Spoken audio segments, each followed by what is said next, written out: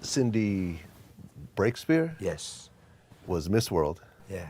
I understand that she actually lived in the Tough Gong studio, apartment, something of that sort? Yes, well, she lived at 56 Hope Road, Okay. which was originally known as, I believe, Island House or something like that. Chris Blackwell had owned the property originally. Okay.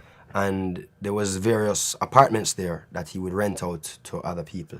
So my mother and my uncle used to rent one of the apartments there until eventually my father had bought the place from Chris Blackwell. But that is where I guess you say she really met my father and, you know. Right. Yeah. So they ended up having you, Yeah. but your father ended up passing when you were 2 years old. Yes. So you never really got a chance to really know him like that. Yeah. What was it like, before you started getting into music, when you were 5 years old, 10 years old, and you're growing up in this family? Because your father had 11 children. Were you guys all close in the beginning?